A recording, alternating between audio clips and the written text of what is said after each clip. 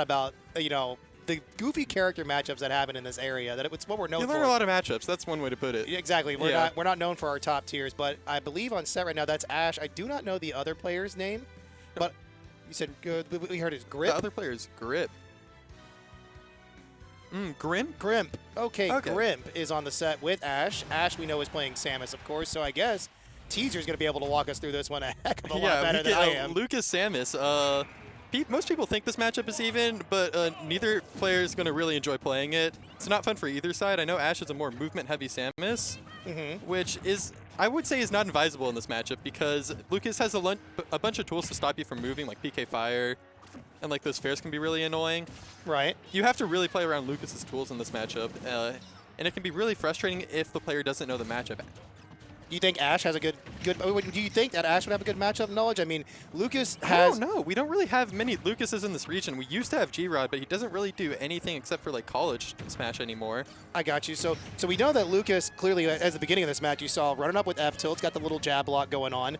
Lucas has really quick, just all around tilt, like get off me moves, if you will. Yeah. But the big thing, obviously, that's going to come into this matchup is the magnet, because Lucas could definitely take a bunch of heal from that charge shot and all the explosions Samus is throwing out. Yeah. You think Grimp's looking to do that? The way that magnet works in this matchup is it isn't really that good for catching charge shot because like the Samus probably isn't going to be doing that like anyways willy-nilly if they know their opponent has a reflector. But it's really good for getting around that ledge trap. Samus loving to put out those bombs on ledge and making sure that her opponent gets hit by them. But Lucas can just drop down magnet and absorb the bombs, and it becomes less of an issue for him. Is Dark Samus's so Dark Samus is pretty much identical except for the charge shot, right? The way that the height of the charge shot. And there's like some weird like hurtbox shifting stuff, but it's not really important. Of course, that the dash attack taking the first kill, literally 100, what was it, 110, 120 off the top. Don't ask that question. Not worth it. Not worth it. The move is just Don't too look good. at the percents when you're getting hit by this character. You're gonna get angry. I feel you. Well, yeah, because Samus can kill at any point in time. Yeah. Grimp trying to get the edge guard here. Ash playing around that PK Thunder very smartly. If they got hit by that, that was probably their stock.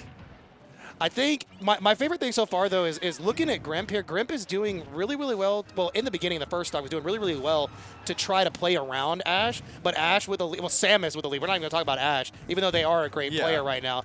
But Samus with a lead is just absolutely terrifying. And, of course, Lucas going to go for that neutral B edge guard, gets the free kill off the forward air. Very and it's strong especially move. tough when Lucas has like hard-to-hit setups into kills. He has to find most of his kills off of straight hits like that down smash right there. It's about putting their opponent in bad positions more than anything else. And it's really hard to like capitalize on that because that isn't like a really tangible thing. Ash getting the second stock, though, Grimp's going to need to answer back real quick if he doesn't want Ash to run away with this game. I mean, it's basically like, I'm not going to say two zoners playing against each other, but like now you've got Lucas who has to rush down. He has to go in on this, and all Ash has to do is just sit, charge shot, play some bombs, get some good edge coverage, or like just some good coverage going. Ash's movement has also become like a lot more careful from the beginning of the game. At the beginning of the game, they were throwing out a lot of these like fancy movement options and wave bounces and stuff willy-nilly, but now they're being a bit more careful with it. Lots more grounded movement. A bit more careful throwing out 3 standard grabs in a row. Yeah, I'd say that's careful. It's got to respect it. Oh my gosh. No, it's just really intelligent gameplay. What if he's shielding? What if he shields the third time? I got you, right, yeah. So the third time's the charm on the tether grab, which is very long. Okay, 4 down tilts gonna finally make it through, but unfortunately Ash is not gonna find, or excuse me, not Ash, but Grimp, not gonna find anything off of him. Had an opportunity there, had Samus at the ledge, but Ash keeps just like jumping right over him and back airing. Grimp is not contesting that airspace at all, and that's a really big issue because Samus, very floaty character, she's up there for a while. You can't be giving her all that airtime or else she's going to get over you and punish you hard for it. Oh no, the bomb set up. Oh, poor Grimp. Oh, and he keeps missing the ledge, which is making his problem so much worse, and yeah, that's going to be it. Ash with a pretty convincing 2-stock. I think Grimp still has a good shot of bringing it back in this game too, though. So with Lucas, Lucas has the twig, or the stick. It doesn't have the bat just like Ness, but it's a reflector. We didn't see Grimp doing any of that. It's a really bad reflector. Like, you'd have to know like 3 years in advance that they're going to charge shot, and then like most of the time they get to shield it anyway, so it's like, what's the point? So even that like 3/4 charge shot or full charge shot, it doesn't go back as fast? it goes back faster, but like Samus is usually far enough away to where it doesn't really matter. That's fair. So it's just like they parry it or something, and then if they don't charge shot, you just get punished super hard because you're charging F smash to neutral. Okay. Okay, we got Ash switching to regular Samus, not Dark Samus. Wonder what that's going to do this game. I don't know. For me, it's like a movement thing between the two characters. Dark Samus feels a bit more floaty to me personally, which means that I feel like it's slightly easier to like move around with her, be less inhibited in her movement. Maybe it's because he's focusing on this more grounded gameplay. Wanting to remind himself he doesn't have to be going for all those wave bounces like right there, gets him punished. But playing a bit more grounded, playing a bit more careful. I think the really big thing here is taking such a strong game one on Ash's side. Grimp, they now know that Grimp is going to have to like put the pressure on. So we're going to expect Lucas here to make a lot of probably heavy committal options and a lot of mistakes like we just saw with the PK freeze. I didn't like that PK freeze there because Samus has that tether which just snaps the ledge immediately. The PK freeze is good at catching recoveries where they're forced to be out there for a little bit. But Samus has a lot of really good options for getting to ledge, and even if she didn't, she could still just shoot him while he's charging that PK freeze. Do you know the difference between the PK Thunder for Lucas and Ness? Like, whose is better, do you think? It just depends on the situation, because Lucas's is really good for cheesing early kills off stage, because it has that really ugly angle to it, and it doesn't really have a final hit, while Ness's just sends them straight up.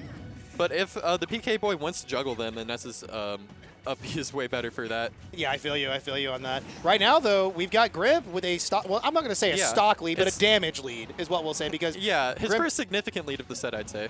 Okay. Outside of like the very beginning, but that wasn't really anything substantial.